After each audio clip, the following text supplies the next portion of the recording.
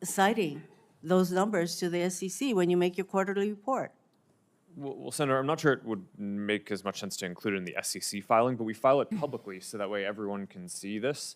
And I'd be happy to follow up and talk about what specific metrics. I think the specific things that some of the ones that you just mentioned around underage people on our services, we don't allow people under the age of 13 on our service. So if we find anyone who's under the age of 13, we remove them from our service. Now, I'm not saying that people don't lie and that there aren't anyone who's under the age of 13 who's using it, but we're not going to be able to count how many people there are, because fundamentally, if we identify that someone is underage, we remove them from the service. I think that's really important that we get actual numbers, because these are real human beings. That's why all these parents and others are here, because each time that a young person is exposed to this kind of unwanted material and they get hooked, it is a danger to that individual. So I'm hoping that you are saying that you do report this kind of information to, if not the SEC, that it is made public. I think I'm hearing that, yes, you do. So. Yes, Senator, I think we report more publicly on our enforcement than any other company in the industry. And we're very supportive of transparency measures. I am running out of time, Mr. Zuckerberg, but so I will follow up with what exactly it is that you do report. Again, for you, when Meta automatically places young people's accounts, and you testified to this, on the most restrictive privacy and content sensitivity sessions, and yet teens are able to opt out of these safeguards. Isn't that right? It's not mandatory that they remain on these settings. They can opt out. Senator, yes, we default teens into a private account so that way they have a private and restricted experience, but some teens want to be creators and want to have content that they share more broadly, and I don't think that that's something that should just blanketly be banned. Why not? I think it should be mandatory that they remain on the more restrictive settings. Senator, I think that there's I mean, a lot of teens create amazing things, and I think with the right supervision and parenting and controls, I think that that's like, I don't think that that's the type of thing that you want to just not allow anyone to be able to do. I think you want to make it so that my time is up, but I have to say that there is an argument that you all make for every single thing that we are proposing, and I share the concern that I have about the blanket limitation on liabilities that we provide all of you, and I think that has to change, and that is on us, on Congress, to make that change. Thank you, Mr. Chairman. Thank you, Senator Rono. Senator Cotton. Mr. Chu, let's cut straight to the chase. Is TikTok under the influence of the Chinese Communist Party? No, Senator, we are a private business. Okay, so you can see that your parent, ByteDance, is subject to the 2017 national security law, which requires Chinese companies to turn over information to the Chinese government and conceal it from the rest of the world. You concede that, correct? Senator, the Chinese That's no business. question. You conceded it early. Any company any global business that does business in China has to follow their local laws. Isn't it the case that ByteDance also has an internal Chinese Communist Party committee? Like I said, all businesses that operate in China have to follow their local law. So your parent company is subject to the national security law that requires it to answer to the party. It has its own internal Chinese Communist Party committee. You answer to that parent company, but you expect us to believe that you're not under the influence of the Chinese Communist Party? I understand this concern, Senator, which is why we built Project Texas. It was a yes or no question. Okay. Well, you used to work for ByteDance, didn't you? You were the CFO for ByteDance? That is correct, Senator. In April 2021, while you were the CFO, the Chinese Communist Party's China Internet Investment Fund purchased a 1% stake in ByteDance's main Chinese subsidiary, the ByteDance Technology Company. In return for that so-called 1% golden share, the party took one of 3 board seats at that subsidiary company. That's correct, isn't it? It's for the Chinese business. Is that correct? It's for the Chinese business, yes. That deal was finalized on April 30th, 2021. Isn't it true that you were appointed the CEO of TikTok the very next day on May 1, 2021? Well, it's a coincidence. It's a coincidence that you were the CFO, Senator, that the Chinese Communist Party took its golden share in its board seat, and the very next day you were appointed the CEO of TikTok? That's a hell of a coincidence. It really is, Senator. Yeah, it is. Okay. And before ByteDance, you were at a Chinese company called Xiaomi, is that correct? Yes, I used to work around the world. Where did you live when you worked at Xiaomi? I lived in China, like many expats. Where exactly? In Beijing, in China. How many years did you live in Beijing? Senator, I worked there for about 5 years. So you lived there for 5 years? Yes. Isn't it the case that Xiaomi was sanctioned by the United States government in 2021 for being a communist Chinese military company? I'm here to talk about TikTok. I think they then had a lawsuit and it was overturned. I can't remember the details. It's another it was company. the Biden administration that reversed those sanctions, just like, by the way, they reversed the terrorist designation on the Houthis in Yemen. How's that working out for them? But it was sanctioned as a Chinese communist military company. So you said today, as you often say, that you live in Singapore. Of what nation are you a citizen? Singapore. Are you a citizen of any other nation? No, Senator. Have you ever applied for Chinese citizenship? Senator, I served my nation I'm in asking- Singapore. No, I did not. Do you have a Singaporean passport? Yes, and I served my military for two and a half years in Singapore. Do you have any other passports from any other nations? No, Senator. Your wife is an American citizen. Your children are American citizens. That's correct. Have you ever applied for American citizenship? No, not yet. Okay. Have you ever been a member of the Chinese Communist Party? Senator, I'm Singaporean. No. Have you ever been associated or affiliated with the Chinese Communist Party? No, Senator. Again, I'm Okay. Singaporean. Let me ask you some hopefully simple questions. You said earlier, in response to a question, that what happened at Tiananmen Square in June of 1989 was a massive protest. Did anything else happen in Tiananmen Square? Yes, I think it's well documented. There was a massacre. There was yeah. the indiscriminate slaughter of hundreds or thousands of Chinese citizens. Do you agree with the Trump administration and the Biden administration that the Chinese government is committing genocide against the Uyghur people? Senator, I've said this before. I think it's really important that anyone who cares about this topic or any topic can freely express themselves on TikTok. It's a very simple question that unites both parties in our country and governments around the world. Is the Chinese government committing genocide against the Uyghur people? Senator, anyone, including, you can come into Yes, sir. TikTok Yes, sir. and talk Yes, about sir. this topic I'm asking you, or yes any or no. topic that You are a matters to you. worldly, cosmopolitan, well-educated man who's expressed many opinions on many topics. Is the Chinese government committing genocide against the Uyghur people? Actually, Senator, I talk mainly about my company, and I'm here to talk about what TikTok does. Yes or no? You're here to give testimony that is truthful and honest and complete. Let me ask you this. Joe Biden last year said that Xi Jinping was a dictator. Do you agree with Joe Biden? Is Xi Jinping a dictator? Senator, I'm not going to comment on any world leaders. Why won't you answer these very simple questions? Senator, it's not appropriate for me as a businessman to comment on world leaders. Are you scared that you'll lose your job if you say anything negative about the Chinese Communist Party? I disagree that. You will find content that is critical of China on our platform. The next time you go on, are you scared that you'll be arrested and disappear the next time you go to mainland China? Senator, you will find content that's critical of China and any other country freely on TikTok. Okay. Let's turn to what TikTok, a tool of the Chinese Communist Party, is doing to America's youth. Does the name Mason Edens ring a bell? Senator, you may have to give me more specifics if you don't mind. Yeah, he was a 16-year-old Arkansan. After a breakup in 2022, he went on your platform and searched for things like inspirational quotes and positive affirmations. Instead, he was served up numerous videos glamorizing suicide until he killed himself by gun. What about the name Chase Nazca? Does that ring a bell?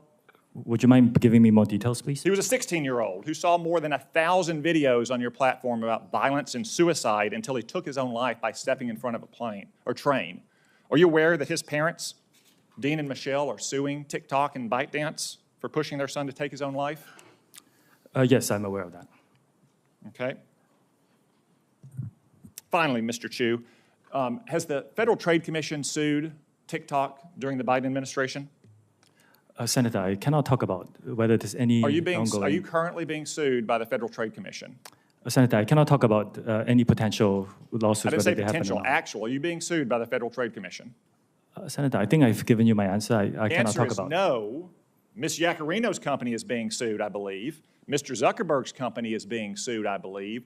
Yet TikTok, the agent of the Chinese Communist Party, is not being sued by the Biden administration. Are you familiar with the name Christina Kafara? You may have to give me more details. Christina Kafara was a paid advisor to ByteDance, your communist-influenced parent company. She was then hired by the Biden FTC to advise on how to sue Mr. Zuckerberg's company. Senator, ByteDance is a global company and not a Chinese communist company. It's owned by global investors. Public reports indicate that your lobbyist visited the White House more than 40 times in 2022. How many times did your company's lobbyists visit the White House last year? I don't know that, Senator. Are you aware that the Biden campaign and the Democratic National Committee is on your platform? They have TikTok accounts? Senator, we encourage people to come on Which, to by create the way, organic, they won't authentic let content. they won't let their staffers use their personal phones. They give them separate phones that they only use TikTok on. We encourage everyone to join, including yourself, Senator. So all these companies are being sued by the FTC. You're not. The FTC has a former paid advisor or parent talking about how they can sue Mr. Zuckerberg's company. Joe Biden's reelection campaign, the Democratic National Committee is on your platform. Let me ask you, have you or anyone else at TikTok communicated with or coordinated with the Biden administration, the Biden campaign, or the Democratic National Committee to influence the flow of information on your platform?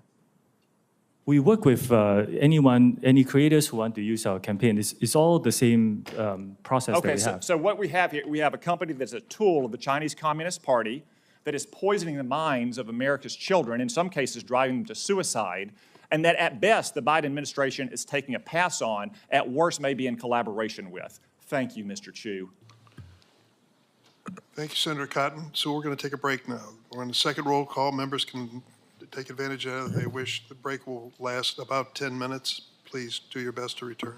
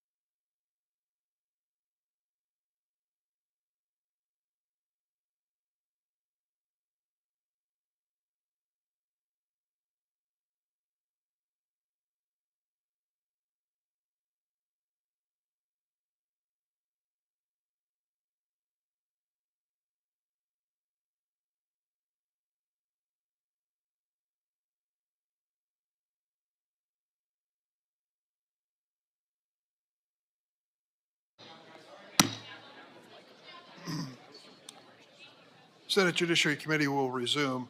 We have 9 senators who have not asked questions yet in 7-minute rounds. And we'll turn first to Senator Padilla. Thank you, Mr. Chair.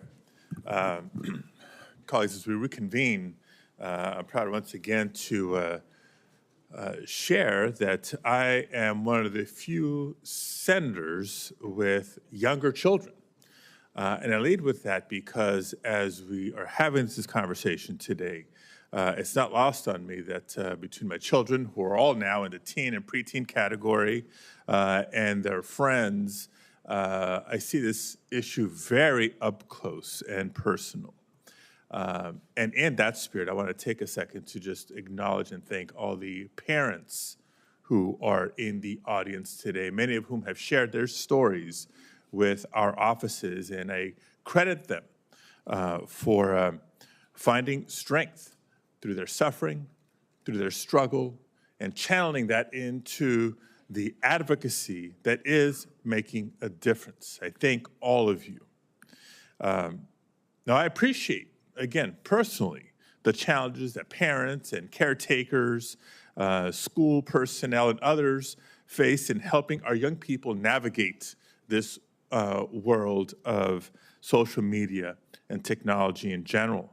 Now, the services our children are growing up with provide them unrivaled access to information. I mean, this is beyond what previous generations have experienced. And that includes learning opportunities, socialization, and much, much more. But we also clearly have a lot of work to do to better protect our children from the predators and predatory behavior that these technologies have enabled. And yes, Mr. Zuckerberg, that includes exacerbating the mental health crisis in America. Nearly all teens, we know, have access to smartphones and the internet and use the internet daily. And while guardians do have primary responsibility for caring for our children, the old adage says it takes a village. And so society as a whole, including leaders in the tech industry, must prioritize the health and safety of our children. Now, dive into my questions now and be specific, platform by platform, witness by witness, on the topic of some of the parental tools you have each made reference to. Mr. Citron, how many minors are on Discord, and how many of them have caretakers that have adopted your Family Center tool? And if you don't have the numbers, just say that quickly and provide that to our office. We can follow up with you on that. How have you ensured that young people and their guardians are aware of the tools that you offer? We make it very clear to teens on our platform what tools are available, and our Teen Safety Assist is enabled by default. What specifically do you do? What may be clear to you is not clear to the general public. So what do you do, in your opinion, to make it very clear? So our Teen Safety Assist, which is a feature that helps teens keep themselves safe, in addition to blocking and blurring images that may be sent to them, that is on by default for teen accounts, and it cannot be turned off. We also have, we market and to our teen users directly on our platform. We launched our Family Center. We created a promotional video. We put it directly on our product. So when every teen opened the app, in fact, every user opened the app, they got an alert like, hey, Discord has this. They want you to use it. Thank you. Look forward to the data that we're requesting from Mr. Zuckerberg. Across all of Meta services, from Instagram, Facebook, Messenger, and Horizon, how many minors use your applications? And of those minors, how many have a caretaker that has adopted the parental supervision tools that you offer? Sorry, I can follow up with the specific stats on that. Okay, it would be very helpful, not just for us to know, but for you to know as the leader of your company. And how, same question, how are you ensuring that young people and their guardians are aware of the tools that you offer? We run pretty extensive ad campaigns, both on our platforms and outside. We work with creators and organizations like Girl Scouts to make sure that this is broadly that there's broad awareness of the tools. Okay. Mr. Spiegel, how many minors use Snapchat? And of those minors, how many have caretakers that are registered with your Family Center? Senator, I believe approximately, in the United States, there are approximately 20 million teenage users of Snapchat. I believe approximately 200,000 parents use Family Center, and about 400,000 teens have linked their account to their parents using Family Center. So 200,000, 400,000 sounds like a big number, but small in percentage of the minors using Snapchat. What are you doing to ensure that young people and their guardians are aware of the tools you offer? Senator, we create a banner for Family Center on the user's profiles so that accounts we believe may be of the age that they could be parents can see the entry point into Family Center easily. Mr. Chu, how many minors are on TikTok, and how many of them have a caregiver that uses your family tools? Senator, I need to get back to you on the specific numbers, but we were one of the first platforms to give what we call family pairing to parents. You go to settings, you turn on the QR code, your teenager's QR code and yours, you scan it. And what it allows you to do is you can set screen time limits, you can filter out some keywords, you can turn on a more restricted mode. And we're always talking to parents. I met a group of parents and teenagers and high school teachers last week to talk about what more we can provide in the family pairing mode. Ms. Yacarino, how many minors use X, and are you planning to implement safety measures or guidance for caretakers like your peer companies have? Thank you, Senator. Less than 1% of all U.S. users are between the ages of 13 and 17. Less than 1% of how many? Of 90 million U.S. users. Okay, so still hundreds of thousands. Continue. Yes, yes, and every single one is very important. Being a 14-month-old company, we have reprioritized child protection and safety measures, and we have just begun to talk about and discuss how we can enhance those with parental controls. Let me continue with a follow-up question for Mr. Citron. In addition to keeping parents informed about the nature of various internet services, there's a lot more we obviously need to do. For today's purposes, while many companies offer a broad range of quote-unquote user empowerment tools, it's helpful to understand whether young people even find these tools helpful. So appreciate you sharing your Teen Safety Assist and the tools and how you're advertising it, but have you conducted any assessment of how these features are impacting minors' use of your platform? Our intention is to give teens tools, capabilities that they can use to keep themselves safe, and also so our teams can help keep teens safe. We recently launched Teen Safety Assist last year, and I do not have a study off the top of my head, but we'd be happy to follow up with you on that. Okay. My time is up. I'll have follow-up questions for each of you, either in the second round or through statements for the record on a similar assessment of the tools that you've proposed. Thank you, Mr. Chair. Thank you, Senator Padilla. Senator Kennedy. Thank you all for being here. Mr. Spiegel, I see you hiding down there. What does yada, yada, yada mean? I'm not familiar with the term, Senator. Very uncool. Can we agree that what you do, not what you say, what you do is what you believe and everything else is just cottage cheese? Yes, Senator. You agree with that? Speak up. Don't be shy. I've listened to you today. I've heard a lot of yada, yada, yadaing. And I've heard you talk about the reforms you've made, and I appreciate them. And I've heard you talk about the reforms you're going to make. But I don't think you're going to solve the problem. I think Congress is going to have to help you. I think the reforms you're talking about to some extent are going to be like putting paint on rotten wood. And I'm not sure you're going to support this legislation. I'm not. The fact is that you and some of your internet colleagues who are not here are no longer, you're not companies, you're countries. You're very, very powerful. And you and some of your colleagues who are not here have blocked everything we have tried to do in terms of reasonable regulation. Everything from privacy to child exploitation. And in fact, we have a new definition of recession.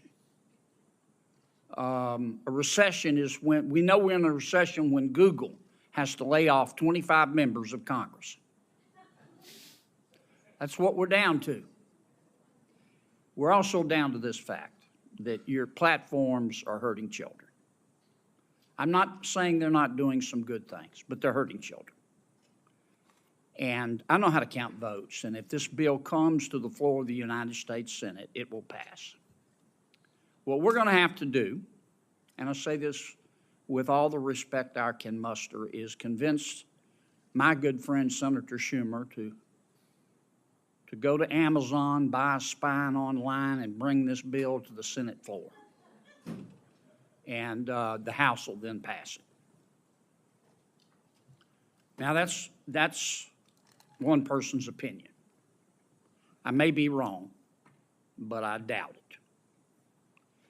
Mr. Zuckerberg, let me ask you a couple of questions. I might wax a little philosophical here. I have to hand it to you. You have convinced over 2 billion people to give up all of their personal information, every bit of it, in exchange for getting to see what their high school friends had for dinner Saturday night. That's pretty much your business model, isn't it? It's not how I would characterize it. And we give people the ability to connect with the people they care about and to engage with the topics that they care about. And you take this information, this abundance of personal information, and then you develop algorithms to punch people's hot buttons, and steer to them information that punches their hot buttons again and again and again to keep them coming back and to keep them staying longer. And as a result, your users see only one side of an issue.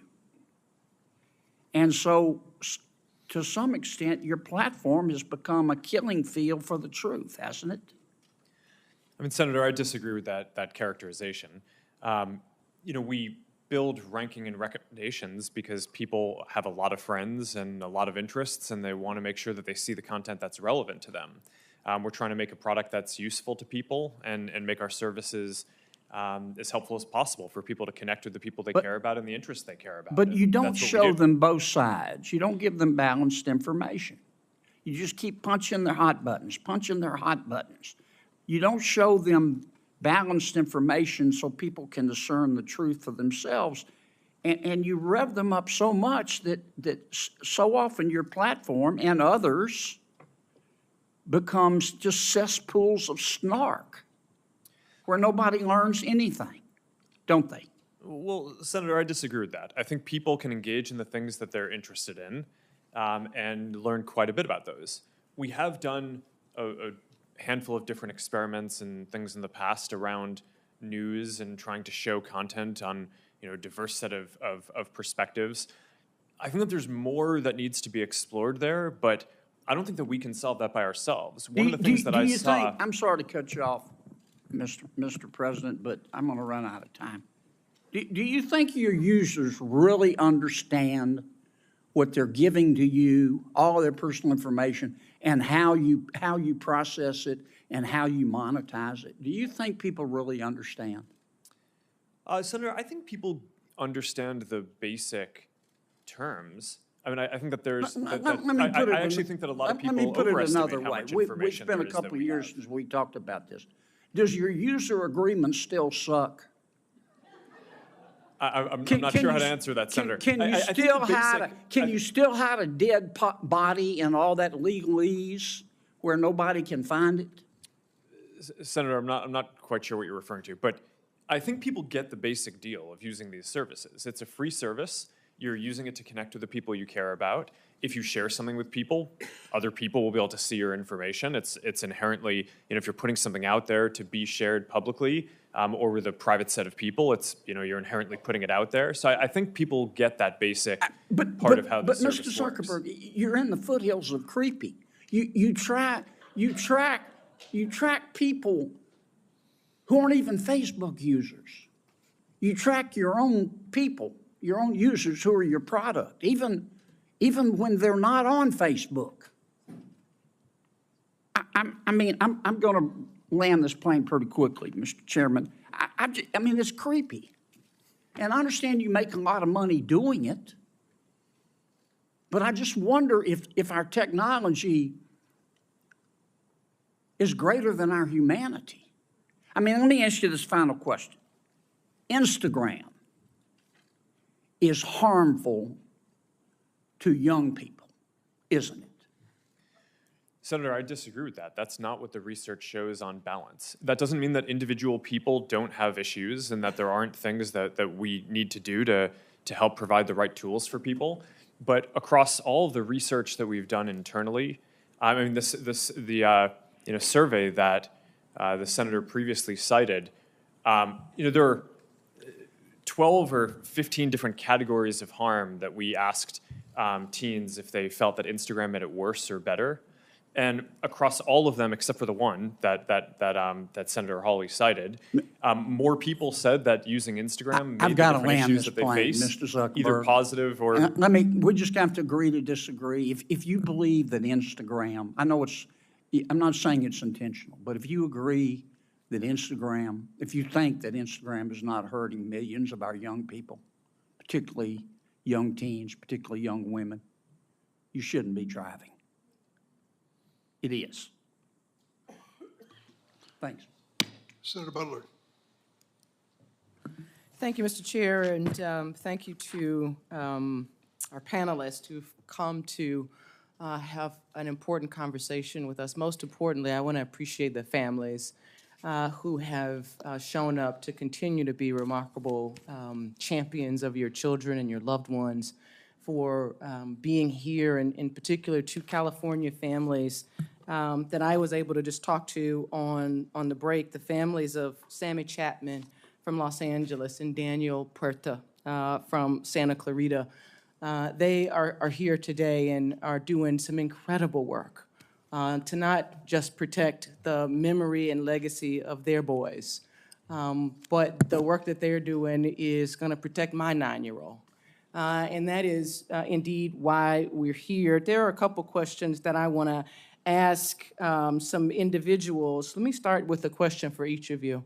Mr. Citron, have you ever sat with a family and talked about their experience and what they need from your product? Yes or no? Yes, I have spoken with parents about how we can build tools to help them. Mr. Spiegel, have you sat with families and young people to talk about your products and what they need from your product? Yes, Senator. Mr. Hsu? Yes, I just did it 2 weeks ago, for example. I don't want to know what you did for the hearing prep, Mr. Chu. I just wanted to know if it's an you example. did anything Senator, in it's an terms example. of designing the product that you are creating. Mr. Zuckerberg, have you sat with parents and young people to talk about how you design product for your consumers? Yes, over the years, I've had a lot of conversations with parents. You know, that's interesting, Mr. Zuckerberg, because we talked about this last night and you gave me a very different answer. I asked you this very question. Well, I told you that I didn't know what specific processes our company had. No, Mr. for Zuckerberg, answering. you said to me that you had not. I must have misspoke. I want to give you the room to misspeak, Mr. Zuckerberg, but I asked you this very question. I asked all of you this question, and you told me a very different answer when we spoke. But I won't belabor it. Can I, a number of you have talked about Ms. Giacarino, have you talked to parents directly, young people, about designing your product? As a new leader of X, the answer is yes. I've spoken to them about the behavioral patterns because less than 1% of our users are in that age group, but yes, I have spoken to them. Thank you, ma'am. Mr. Spiegel, there are a number of parents whose children have been able to access illegal drugs on your platform. What do you say to those parents? Senator, we are devastated that we cannot To the prevent- parents, what do you say to those parents, Mr. Spiegel? I'm so sorry that we have not been able to prevent these tragedies. We work very hard to block all search terms related to drugs from our platform. We proactively look for and detect drug-related content. We remove it from our platform, preserve it as evidence, and then we refer it to law enforcement for action. We've worked together with nonprofits and with families on education campaigns because the scale of the fentanyl epidemic is extraordinary. Over 100,000 people lost their lives last year, and we believe people need to know that one pill can kill. That campaign reached was viewed more than 260 million times on Snapchat. We also Mr. launched- Spiegel, there are two fathers in this room who lost their sons. They're 16 years old. Their children were able to get those pills from Snapchat. I know that there are statistics and I know that there are good efforts. None of those efforts are keeping our kids from getting access to those drugs on your platform. As a California company, all of you, I've talked with you about what it means to be a good neighbor and what California families and American families should be expecting from you. You owe them more than just a set of statistics. And I look forward to you showing up on all pieces of this legislation, all of you, showing up on all pieces of legislation to keep our children safe. Mr. Zuckerberg, I want to come back to you. I talked with you about being a parent to a young child who doesn't have a phone, is not on social media at all. And one of the things that I am deeply concerned with as a parent to a young Black girl is the utilization of filters on your platform that would suggest to young girls utilizing your platform the evidence that they are not good enough as they are. I want to ask more specifically and refer to some unredacted court documents that reveal that your own researchers concluded that these face filters that mimic plastic surgery negatively impact youth mental health indeed and well-being. Why should we believe that because that you're going to do more to protect young women and young girls when it is that you give them the tools to affirm the self-hate that is spewed across your platforms? Why is it that we should believe that you are committed to doing anything more to keep our children safe? Sorry, there's a lot to unpack there. There We is give a lot. people tools to express themselves in different ways. And people use face filters and different tools to make media and photos and videos that are fun or interesting across a lot of the different products that are. Plastic surgery pens are good tools to express creativity. Senator, I'm not speaking to that Skin lightening specifically. tools are tools Senator, to express creativity. This is the direct thing that I'm asking Yeah, about. I'm not defending any specific one of those. I think that the ability to kind of filter and edit images is generally a useful tool for expression. For that specifically, I'm not familiar with the study that you're referring to, but we did make it so that we're not recommending this type of content to teens. I made on no our reference to a study, to court documents that revealed your knowledge of the impact of these types of filters on young people generally, young girls in particular. Senator, I and disagree with that characterization. I think that there have with been hypotheses. court documents? I haven't seen any document that Oh, says okay, that, Mr. Zuckerberg, my time is up. I hope that you hear what is being offered to you and are prepared to step up and do better. I know this Senate committee is going to do our work to hold you in to greater account. Thank you, Mr. Chair. Senator Tillis? Thank you, Mr. Chair. Thank you all for being here. I don't feel like I'm going to have an opportunity to ask a lot of questions, so I'm going to reserve the right to submit some for the record. But I have heard, we've had hearings like this before. I've been in the Senate for 9 years. I've heard hearings like this before. I've heard horrible stories. about people who have died, committed suicide, been embarrassed. Every year, we have an annual flogging every year. And what materially has occurred over the last 9 years? Do any of you all, just yes or no question, do any of y'all participate in an industry consortium trying to make this fundamentally safe across platforms? Yes or no, Mr. Zuckerberg? Yes. There's a variety of organizations Do you that we participate in them? work.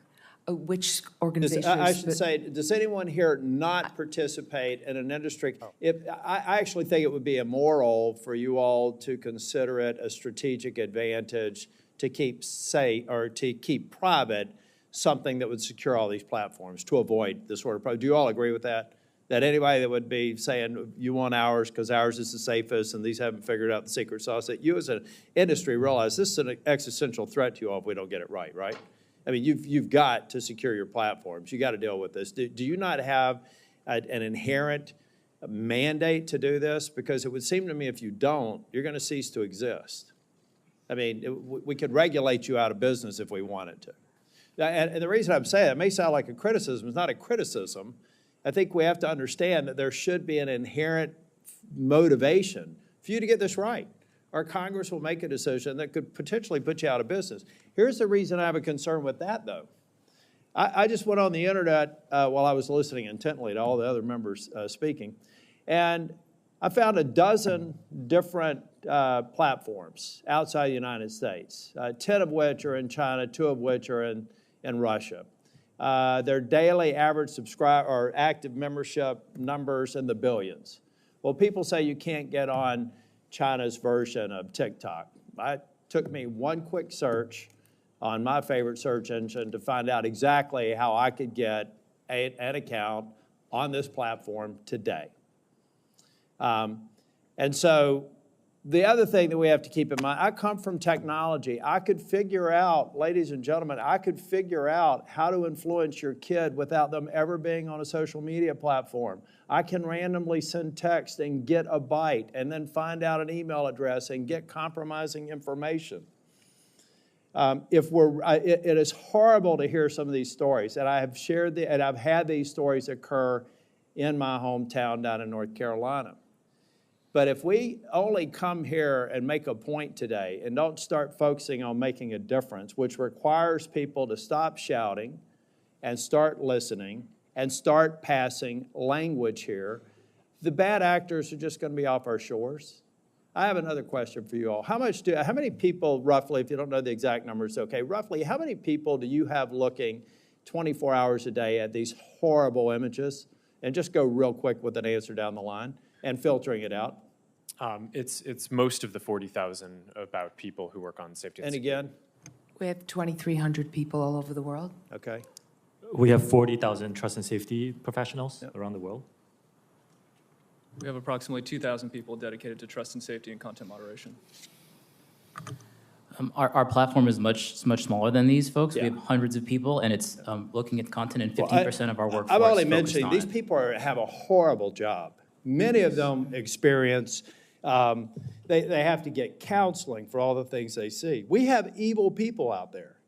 And we're not going to fix this by shouting past or talking past each other. We're going to fix this by every one of y'all being at the table and hopefully coming closer to what I heard one person say, supporting a lot of the good bills, like one that I hope Senator Blackburn mentions when she gets a chance to talk.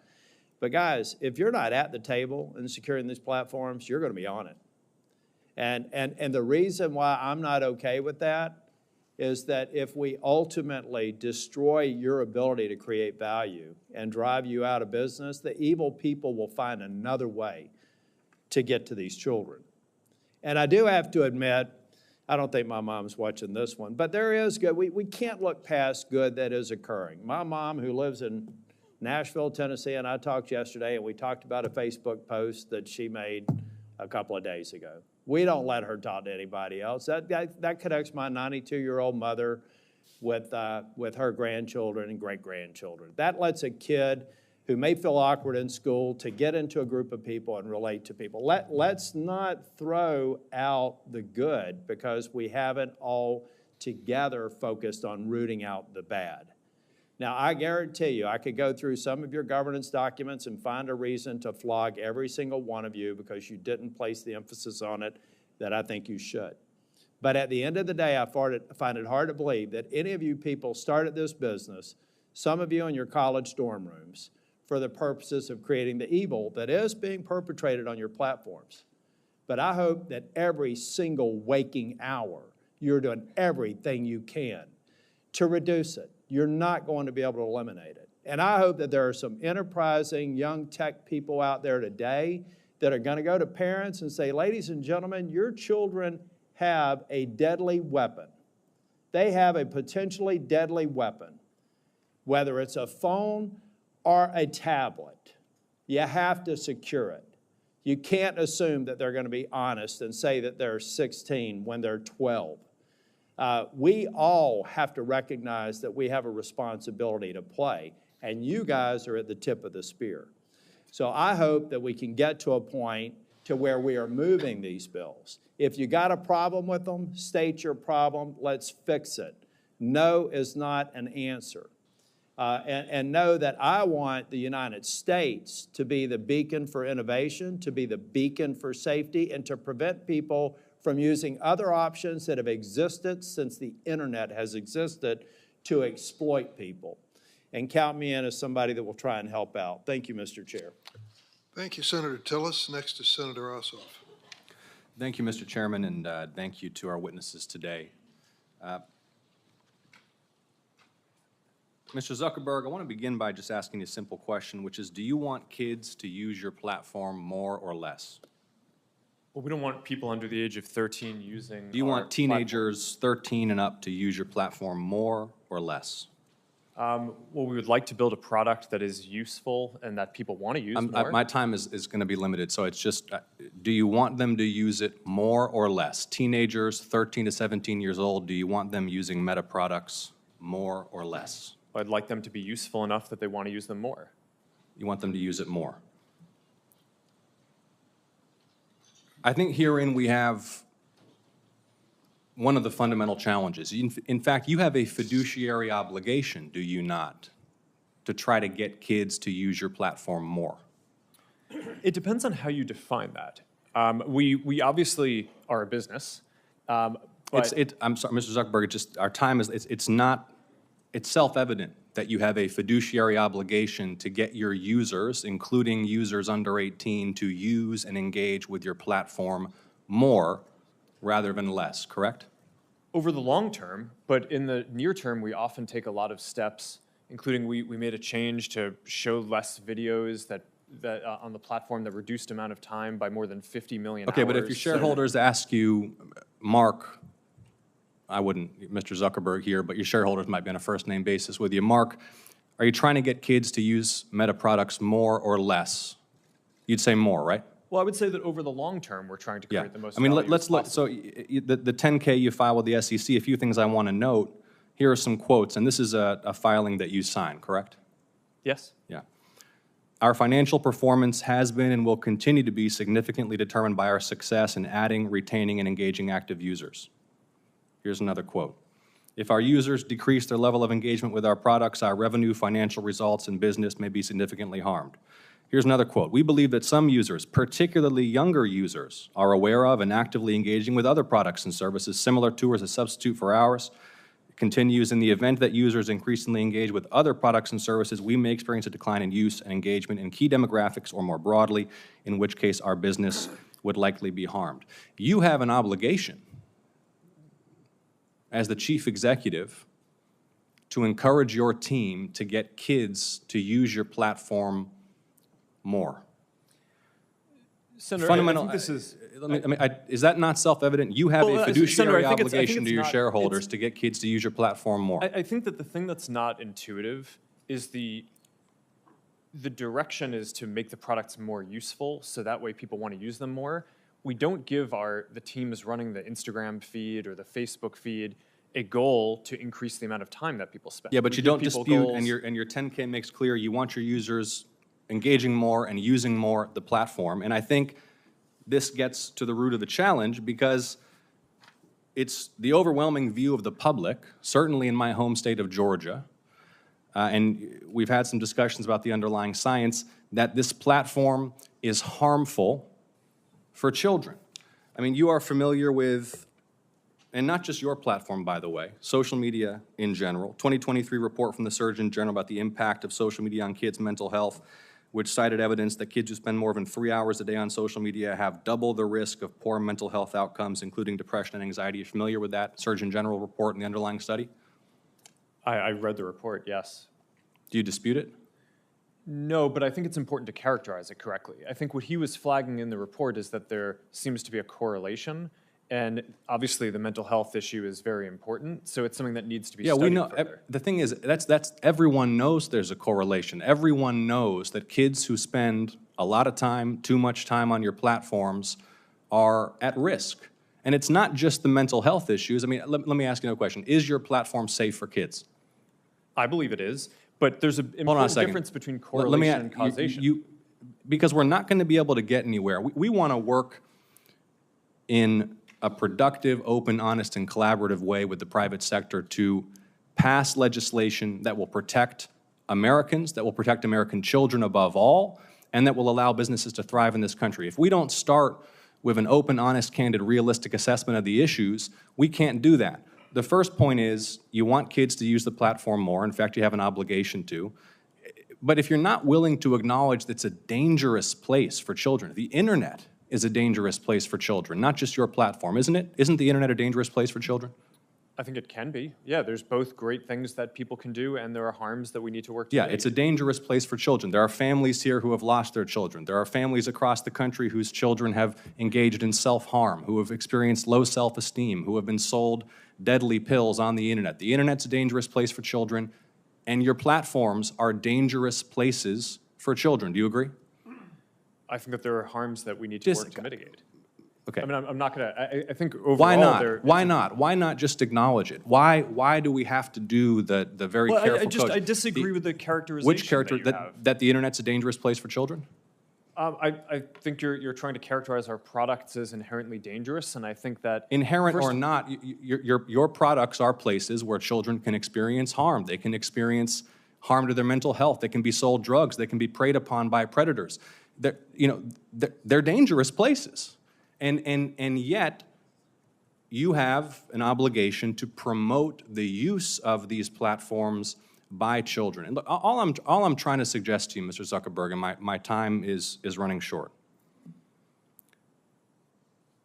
is that in order for you to succeed, you and your colleagues here, we have to acknowledge these basic truths. We have to be able to come before the American people, the American public, the people in my state of Georgia, and acknowledge the internet is dangerous, including your platforms. There are predators lurking. There are drugs being sold. There are harms to mental health that are taking a huge toll on kids' quality of life. And yet, you have this incentive, not just you, Mr. Zuckerberg, all of you have an incentive to boost, maximize use, utilization, and engagement. And that is where public policy has to step in to make sure that these platforms are safe for kids. So kids are not dying, so kids are not overdosing, so kids are not cutting themselves or killing themselves because they're spending all day scrolling instead of playing outside. And I appreciate all of you for your testimony. We will continue to engage as we develop this legislation. Thank you. Senator from Tennessee. Thank you, Mr. Chairman. Thank you to each of you for coming. And I know some of you had to be subpoenaed to get here, but we do appreciate that you all are here. Mr. Chu, I want to come to you first. We've heard that you're looking at putting a headquarters in Nashville, and likewise in Silicon Valley and Seattle. And what you're going to find probably is that the welcome mat is not going to be rolled out for you in Nashville like it would be in California. There are a lot of people in Tennessee that are very concerned about the way TikTok is basically building dossiers on our kids, the way they are building those on their virtual you. And also that information is held in China, in Beijing, as you responded to Senator Blumenthal and I last year in reference to that question. And we also know that a major music label yesterday said they were pulling all of their content off your site. because of your issues on payment, on artificial intelligence, and because of the negative impact on our kids' mental health. So we will see how that progresses. Mr. Zuckerberg, I want to come to you. We have just had, Senator Blumenthal and I, of course, have had some internal documents and emails that have come our way. One of the things that really concerned me is that you referred to your young users in terms of their lifetime value of being roughly $270 per teenager. And each of you should be looking at these kids. Their T-shirts they're wearing today say, "I'm worth more than $270. We've got some standing up in those T-shirts. Now, and some of the children from our state, some of the children, the parents that we have worked with, just to think, whether it is Becca Schmidt, David Mollick, Sarah Flatt, Annalie Schote, would you say that life is only worth $270? What could possibly lead you? I mean, I listened to that. I know you're a dad. I'm a mom. I'm a grandmom. And how could you possibly even have that thought? It is astounding to me. And I think this is one of the reasons that states, 42 states are now suing you because of features that they consider to be addictive, that you are pushing forward. And in the emails that we've got from 2021 that go from August to November, there is the staff plan that is being discussed. And Antigone Davis, Nick Clegg, Sheryl Sandberg, Chris Cox, Alex Schultz, Adam Masseri are all on this chain of emails on the well-being plan. And then we get to one, Nick did email Mark for emphasis, to emphasize his support for the package, but it sounds like it lost out to various other pressures and priorities. See, this is what bothers us. Children are not your priority. Children are your product. Children you see as a way to make money. And children, protecting children in this virtual space, you made a conscious decision. Even though Nick Clegg and others were going through the process of saying, this is what we do. These documents are really illuminating. And it just shows me that growing this business, expanding your revenue, what you were going to put on those quarterly filings, that was the priority. The children were not. It's very clear. I want to talk with you about the pedophile ring because that came up earlier, and the Wall Street Journal reported on that. And one of the things that we found out was after that became evident, then you didn't take that content down. And it was content that showed that teens were for sale and were offering themselves to older men. And you didn't take it down because it didn't violate your community standards.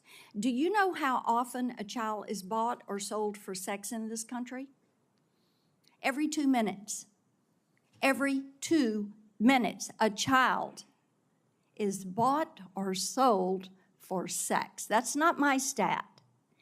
That is a TBI stat. Now, finally, this content was taken down after a congressional staffer went to Meta's global head of safety. So would you please explain to me and to all these parents why explicit predatory content does not violate your platform's terms of service or your community standards? Sure, Senator. Let me try to address all of the things that you just said. It does violate our standards. We work very hard to take it down. Didn't take it down. We've reported, I think it's more than 26 million examples of this kind of content. Didn't and take it people to down until a NCMEC. congressional staffer brought it up.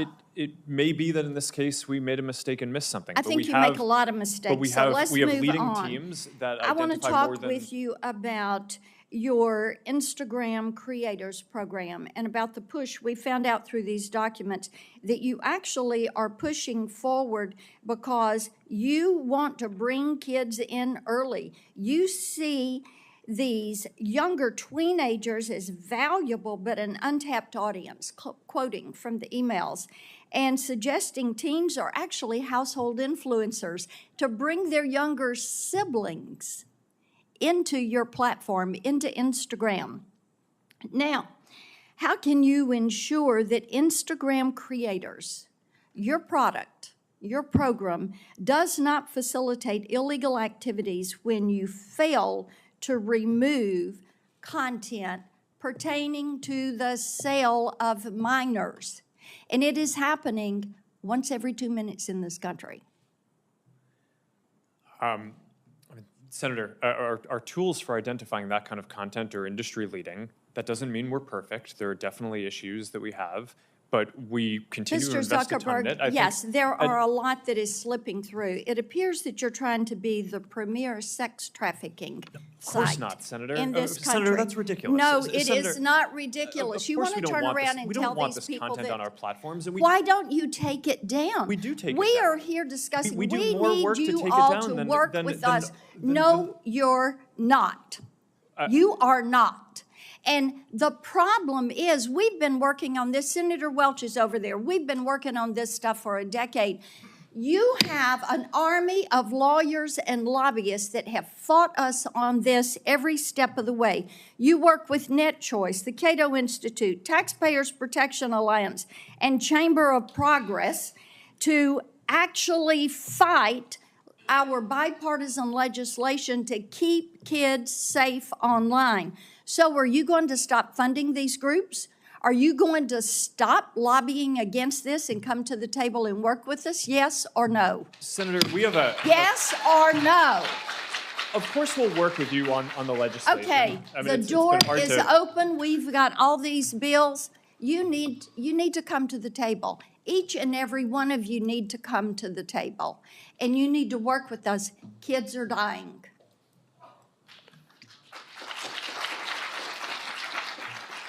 Senator Welch?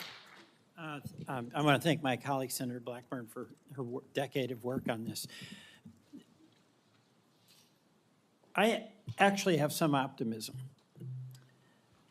There is a consensus today that didn't exist, say, 10 years ago, that there is a profound threat to children, to mental health, to safety. There's not a dispute. That was in debate before. That's a starting point. Secondly, we're identifying concrete things that can be done in 4 different areas. 1 is industry standards. 2 is legislation. 3 are the courts. And then 4 is a proposal that Senator Bennett, Senator Graham, myself, and Senator Warren have to establish an agency, a governmental agency, whose responsibility would be to engage in this on a systematic, regular basis with proper resources. And I just want to go through those. I appreciate the industry standard decisions and steps that you've taken in your companies. But it's not enough, and that's what I think you're hearing from my colleagues.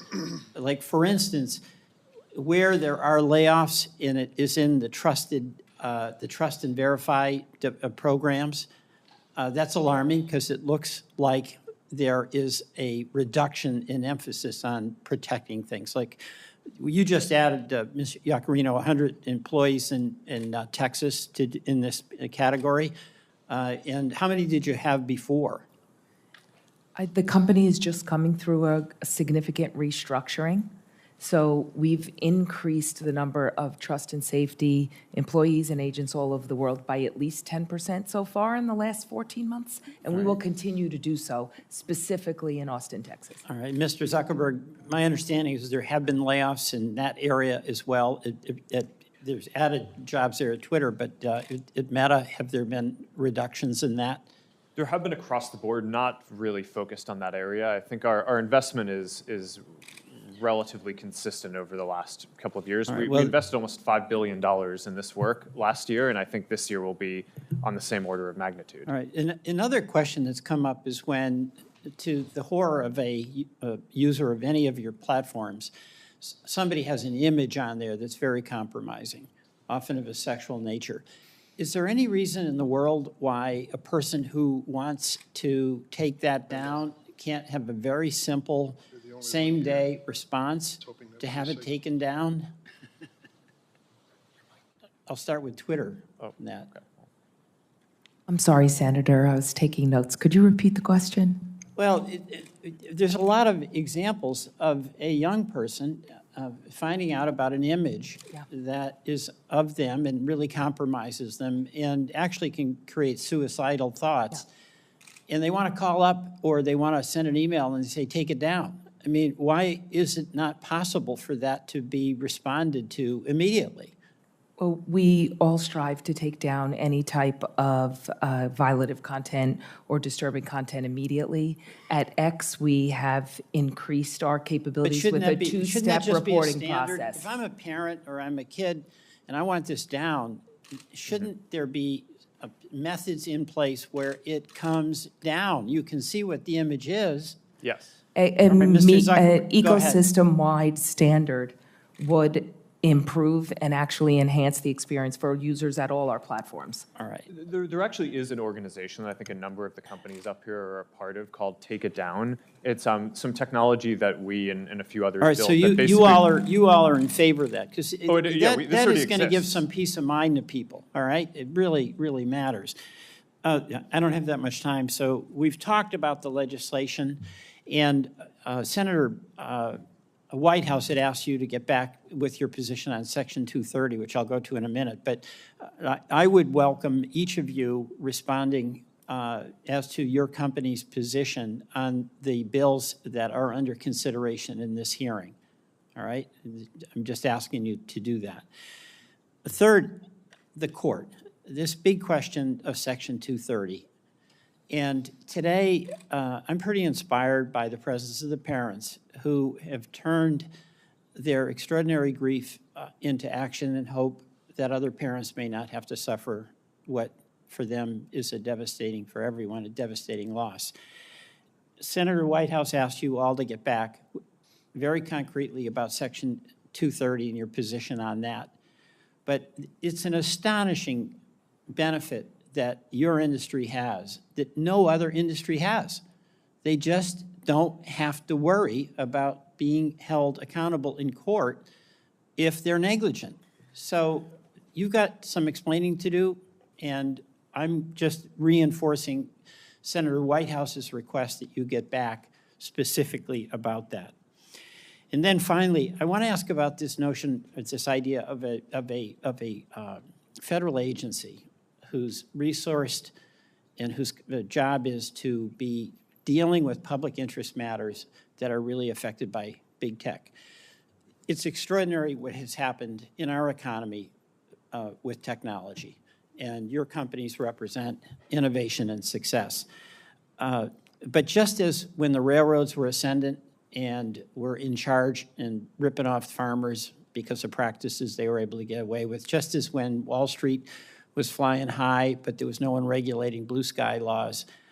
We now have a whole new world in the economy. And Mr. Zuckerberg, I remember you testifying in the Energy and Commerce Committee, and I asked you your position on the concept of a federal regulatory agency. My recollection is that you were positive about that. Is that still the case? I think it could be a reasonable solution. There are obviously pros and cons to doing that versus through the normal the current structure of having different regulatory agencies focused on specific issues. But because a lot of the things trade off against each other, like one of the topics that we talked about today is encryption, and that's obviously really important for privacy and security. Right. But Can we just go down the line? line? I'm at the end, Sure. but thank you. Ms. Iacomino? Senator, I think the industry initiative to keep those conversations going would be something X would be very, very proactive about. If you think about our support of the REPORT Act, the SHIELD Act, the Stop CSAM Act, our support of the Project Safe Childhood Act, I think our intentions are clear to participate and Mr. to Hsu? lead here. Yeah. Senator, we support national privacy legislation, for example, so that sounds like a good idea. We just need to understand what it means. All right. Mr. Spiegel? Senator, we'll continue to work with your team, and we'd certainly be open to exploring the right regulatory body for big technology. But the idea of a regulatory body is something that you can see has merit. Yes, Senator. And Mr. Sifrin? Yeah, we're very open to working with you and our peers and anybody on helping make the internet a safer place. You know, I think you mentioned this is not a one platform problem. Right. So we do look to collaborate with other companies and with nonprofits in the government. Okay. to I make it thank safer you for all. everybody. Mr. Chairman, I yield back. Thank you, Senator Welch. Well, we're going to conclude this hearing, and thank you all for coming today. You probably have your scorecard out there. You've met at least 20 members of this committee and have your own impressions of their questioning, their approach, and the like. But the one thing I want to make clear as chairman of this committee for the last 3 years is this was an extraordinary vote on an extraordinary issue. A year ago, we passed 5 bills unanimously in this committee. You heard all the senators. Every spot on the political spectrum was covered. Every single senator voted unanimously in favor of the 5 pieces of legislation we've discussed today. It ought to tell everyone who follows Capitol Hill and Washington a pretty stark message. We get it, and we live it. As parents and grandparents, we know what our daughters and sons and others are going through. They cannot cope. They cannot handle this issue on their own. They're counting on us as much as they're counting on the industry to do the responsible thing. And some will leave with impressions of our witnesses and the companies they represent that you're right as an American citizen. But you ought to also leave with the determination to keep the spotlight on us to do something, not just to hold a hearing, bring out a good, strong crowd of supporters for change, but to get something done. No excuses. No excuses. We've got to bring this to a vote. What I found in my time in the House and the Senate is that's the moment of reckoning. Speeches notwithstanding, press releases and the like.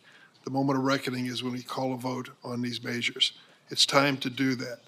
I don't believe there's ever been a moment in America's wonderful history when a business or industry has stepped up and said, regulate us, put some legal limits on us.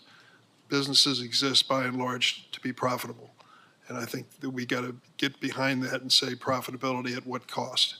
Senator Kennedy, a Republican colleague, said, is our technology greater than our humanity? I think that is a fundamental question that he asked. What I would add to it, are our politics greater than technology? We're going to find out. I want to thank a few people before we close up here. I've got several staffers who've worked so hard on this. Alexandra Gelber, thank you very much, Alexandra. Jeff Hansen, Scott Jorgensen. Last point I'll make, Mr. Zuckerberg, is just a little advice to you. I think your opening statement on mental health needs to be explained because I don't think it makes any sense.